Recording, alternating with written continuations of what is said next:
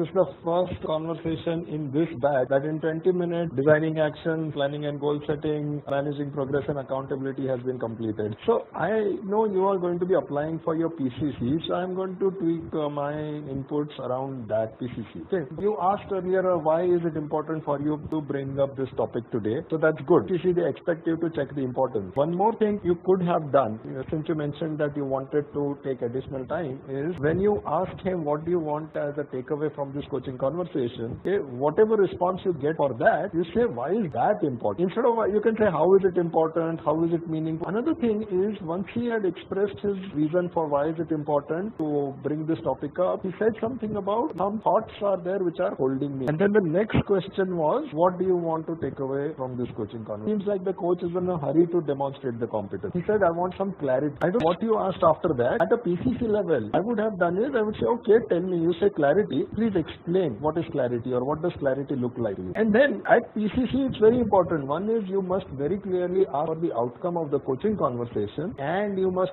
very clearly establish a measure of success for that outcome. So how will you measure? So after you ask him what does this clarity look like, he responds to you. Then you say, how will you measure whether you got this or not at the end of the coaching conversation? You are going to measure the success of my coaching conversation, which means you are going to measure my success. Tell me how you will measure my success, because then I can work towards that. Otherwise, how do you expect me to work towards it? That is philosophy. So that is one. Then there was one point you mentioned, you brought out about that there is something and there is fear also. And what's your thought process about the fear? No, he never used the word fear, Sanjay. So that's one. Another point, he said, I want you to be a sounding board. And here's the thing, you did one part, you did well about it. Say, okay, I thank you for the compliment. But throughout, you showed tremendous amount of respect for the client. So establishing trust and intimacy, they have cut PCC level, I think that will sail through. And then you said, but maybe my inputs might not be relevant to you, something of that response. Establishing trust and intimacy point of view se barabar hai. You assumed what is a sounding board. Yeah, thank you for the compliment. When you said you want me to sounding board, could you clarify what I would need to do to be a sounding board? Even when the outcome of coaching conversation, more clarity, you would clarify what will more clarity look like. You will ask for how will you measure whether you have this thing or not. Then next question appropriate at that time was, okay, you want more clarity and this is how you'll measure it. How do you want me to help you to do that? Again, the wordings will be,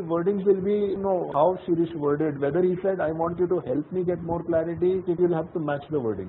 Because again, at PCC, what they say is that, are you learning the client's vocabulary style and using it? Another place where something could have been done better was where he described a few things he could take as actions, and you were in 14, 16, 19 minutes, something like that. Quickly asked, how will you hold yourself accountable and how will you manage progress? Okay. If you notice, his response was, he actually gave you the plan for his actions. Really, what should have happened is, you should have asked him, okay, could you quickly summarize what are your points that you've identified and what's your plan for them? And then ask accountability. Now, what happens is, for managing progress and accountability, you get a tick mark, but you slip down to ACC.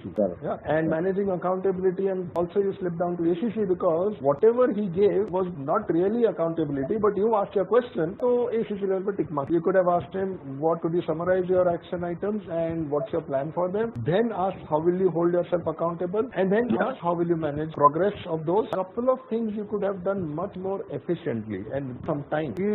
Many of your questions were very long and repeated. Even this accountability and progress question itself, how will you hold yourself accountable and how will you measure your progress so that you track your activities? How will you hold yourself accountable? What accountability will be there?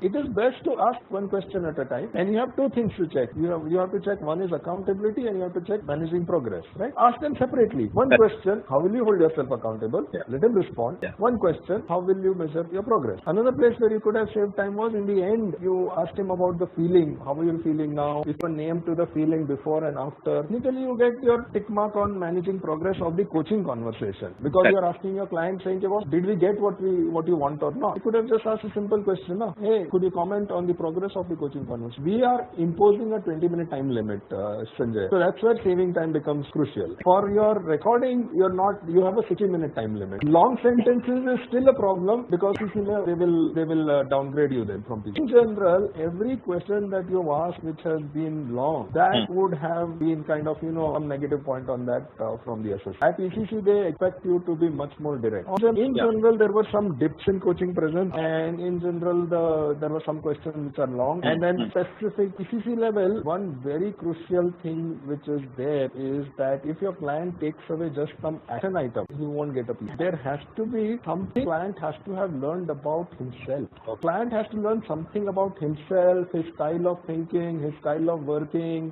How that could have been facilitated over here could have been that, let's say if you had ignored that path, right? There are some thoughts which are stopping me. Then talks about which thoughts are stopping me. That, you don't open your mouth, people may think you're a fool, but if you open, they'll be sure, right? You could have stayed with that. Okay, you have such thought. What happens to you when you have these thoughts? What would happen if you didn't have these thoughts? Has there been a situation in which you had this thought and you got a different result? You didn't have this thought. What's the difference? What can you learn about yourself when you do these comparisons? It's possible Shreesh learned something about himself in this conversation. It's possible because you did good coaching. When you ask in the end, it is almost similar to saying that, okay, can you summarize what's your takeaway? This question has to happen. See, before designing action, before creating awareness happens, this question comes up saying, hey, Shreesh, what have you learned about yourself from this comparison, from this understanding about your thinking process? Then he comments on it. Then he says, all right, so what else have you learned about yourself? And then from that learning, he automatically comes up with some action point. Then you go into designing actions, you go into managing planning and goal setting, then you go to managing progress, and you go to managing accountability. So that's it from my side.